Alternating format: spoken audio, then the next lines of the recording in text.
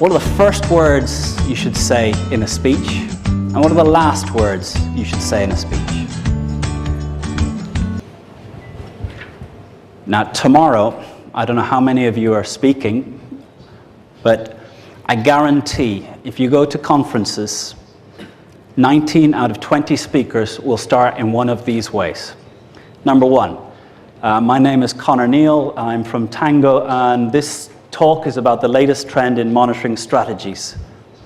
Now, all of you are sitting with a piece of paper in front of you that says, I'm Connor Neal, I've come from Ireland, and I'm going to talk about Tango 04 and this. So, by repeating what you already know, I'm giving a signal that it's a time to get your BlackBerry out. I've just signaled that this talk is opportunity to reconnect with BlackBerry, make sure the office is okay, maybe get some plans together for the weekend. Another way to start. The lights, the mic's working. How much time have I got? Okay, right.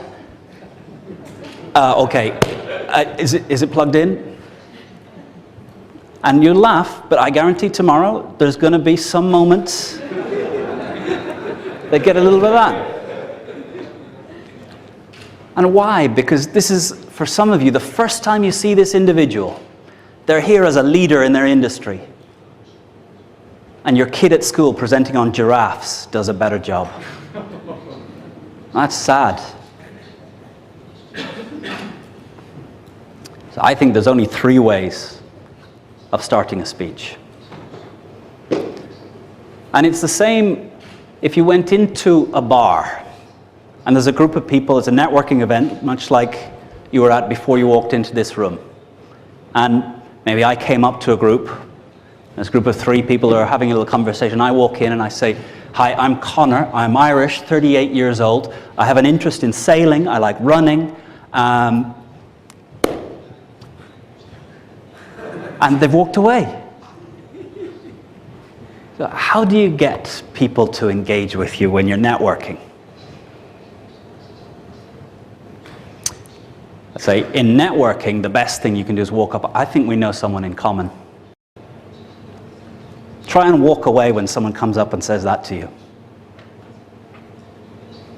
Hopefully you've done your research so you do know that you know someone in common, but with LinkedIn, you can find out who knows who on anyone you want. So, how to start a speech? First way, with a question that matters to the audience. How do you phrase a problem that the audience faces in a question? So that'd be the 3rd best way of starting a speech. The 2nd best way of starting a speech is with a factoid that shocks. There's more people alive today than have ever died. There's more people alive today than have ever died.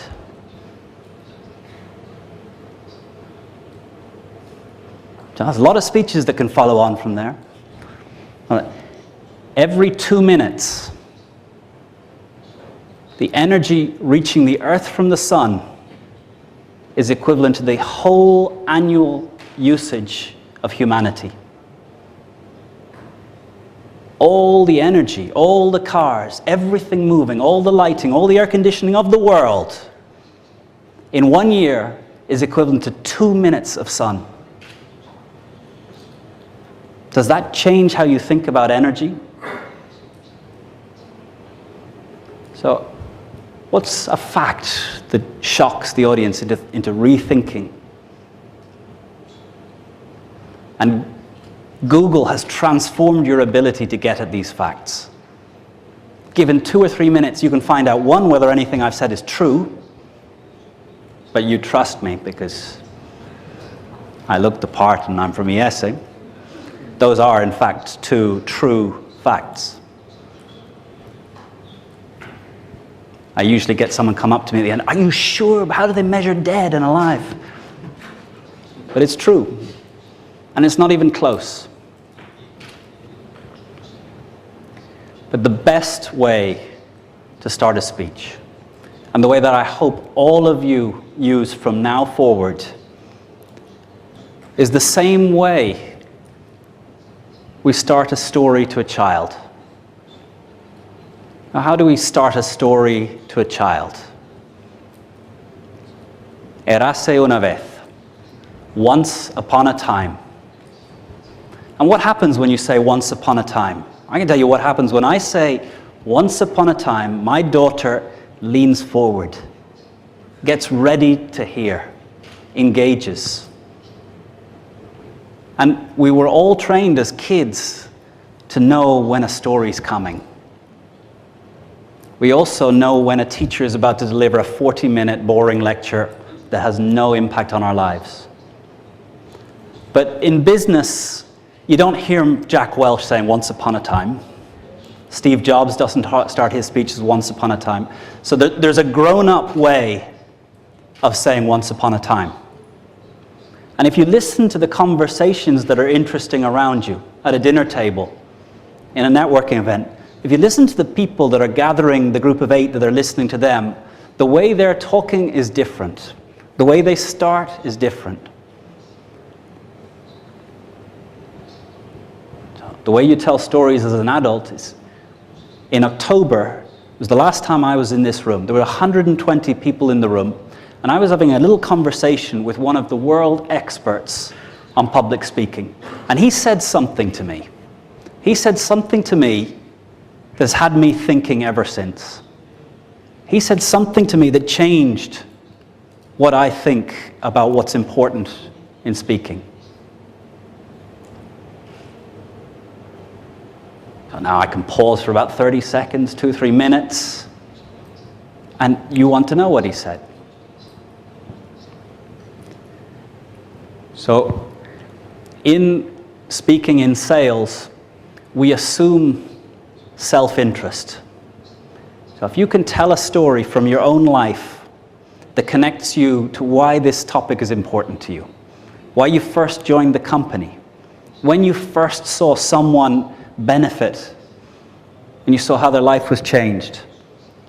And I think here, exploring what quality of life means for you. In your business, how do you affect quality of life for a customer? Because that's where the stories that will start to connect you to the audience will come from. Because stories are about people. They're not about objects, they're not about things. It's about the people behind the things. If you want to tell a good story about Tango, don't talk about the software. Talk about the people who built the software, what they do, how they are, what's important to them, what they sacrifice. And in your own life, what does quality of life mean? What sacrifices have you made to achieve something that was more important? And if you can tell stories and the audience connect with those stories, then they want to hear what you have to say. And all the reasons and all the benefits, they're all written in the document and in the PowerPoint. But they need to trust you. And they need to care about you as a person to engage with you and then decide that they will act.